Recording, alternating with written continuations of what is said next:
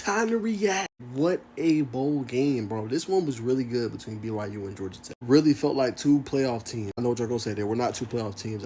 I get it. But this game, this is what we want to see in bowl games. Back and forth, both teams playing their heart out, playing at a high level. Exactly what we want to see in the bowl game. Now, I'm going to be real with y'all. Obviously, in this game, I believe BYU had the lead early. Then Georgia Tech answered back with 14 unanswered in the second quarter. They had a 21-10 lead. The issue in this game was Georgia Tech did a horrid job in their clock management. Now, look, I cover the team. Sometimes you got to keep it a bean, right? Now, I like Coach Key. I like where the program is headed. But far too often, not just necessarily clock management, but those big games, when they're supposed to win and they have the lead, they just got to finish. That's what this game really came down to. They couldn't finish in the key moment. I'm going to point out several things where they did not finish. For one, the clock management. Go back to the first half of this game. If Georgia Tech would have, they just bled the clock. Like, they ran the ball, I think it was with Malachi Hosey. They get off like 40 seconds of time.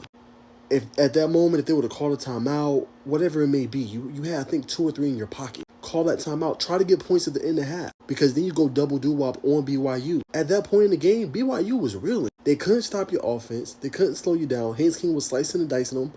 And Malik Rutherford had a ball. You know what I'm saying? Everybody was getting the ball and playing at a high level. So it's like, why didn't they call the timeout? The clock management there was not good at all. If they would have did that better, you know, they would have went in, 24-10 at the break, right? Or they could have even scored a touchdown. Not aggressive enough. You can't sit on 11-point leads, because it's too easy to come back from that in college football today.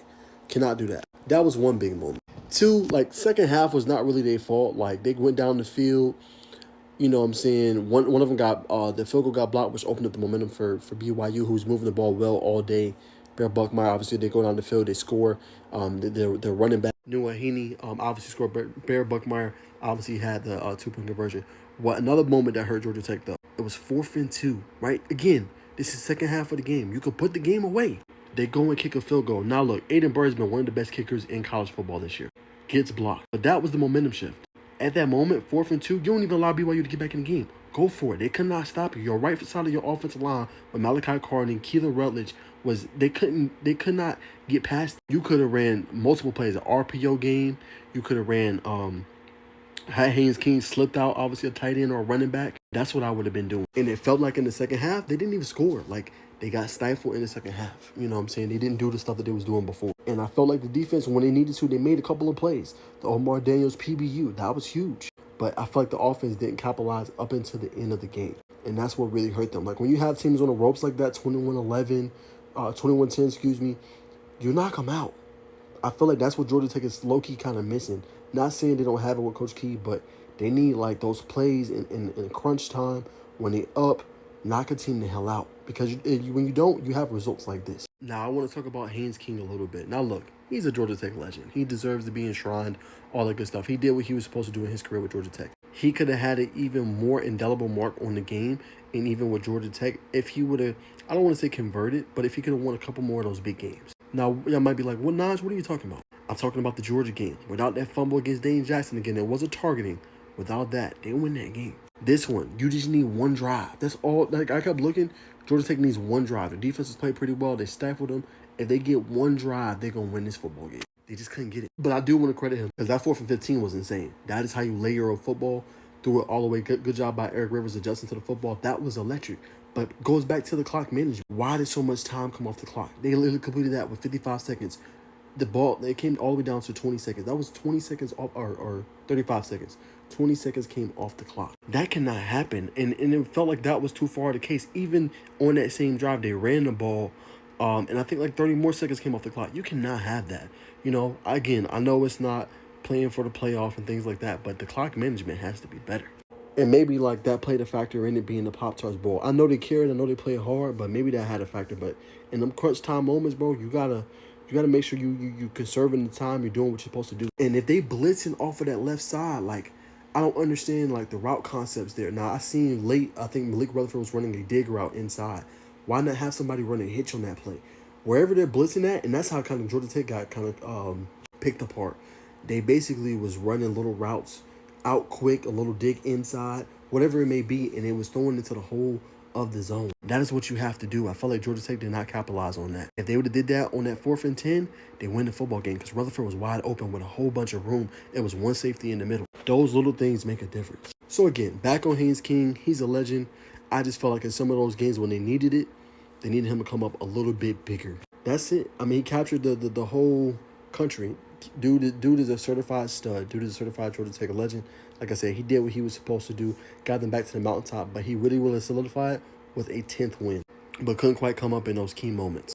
So yeah, man, I like the way that Georgia Tech defense, they still got to figure out the defensive line and getting more pressure. Like that's been an issue and a problem. We'll see what they do in the portal, but they need more pressure on the quarterback. You know what I'm saying? A credit to Akilo Stone. He had 2 pass breakups in this game, but he's not getting enough from that position, that edge rusher position.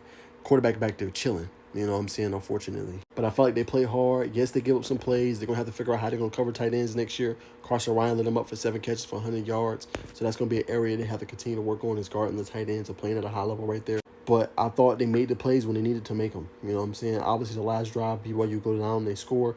But to be able to limit the running game, BYU didn't have their best player, but that's a win for Georgia Tech. They only allowed 100 yards in this game. Mooney had 48 yards for 7 carries. He was the leading rusher. So Georgia Tech defensively, in the run defense that struggled all year, did a pretty good job.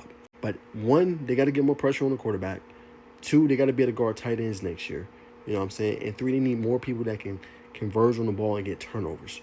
Didn't have enough turnovers this year. So yeah, my overall thoughts, it'll be interesting to see how Georgia Tech looks next year. New OC, see how the offense looks. Again, I still believe in Coach Key. I think he does a damn good job of what he does. It's just them key moments when you got a team like BYU, 11-win team, top team in the Big 12. You've been dogging them all day. You have to knock them out. That's my biggest takeaway. You have to knock that team out. Cannot play with a team that's won 11 games, and you have those moments, 4th and 2, whatever it may be, and you're on their territory. Go for it. It's okay to be aggressive. Coach Key was aggressive early on. Went forward with Traylon Maddox. It worked. Go for it. You know what I'm saying? Go for that win. Go for that juggler. And Coach Key's the type of coach, like, ain't nothing finna happen if it doesn't succeed. Georgia Tech should be a 10-win team right now, if we're being humbly honest. But you got to convert in those moments. So, yeah, y'all, that's my instant reaction. That's my thoughts. Again, I think Georgia Tech will be a good team going to next year. We'll see how they hire the rest of the offensive staff. I thought Coach Chris Winkie did a pretty good job. They stalled a little bit in the second half. You know what I'm saying? And things like that. Some of those was like King could have ran for easily 8 or 9, 10 yards. That was open, but he was more so looking for the plays down the field. And I feel like they struggled with counteracting the blitz. But overall, I mean, I thought it was a pretty good performance. Just have to be able to convert in those key moments. But other than that, that's my thoughts, y'all. Y'all know what to do, man. Follow me for more college football content.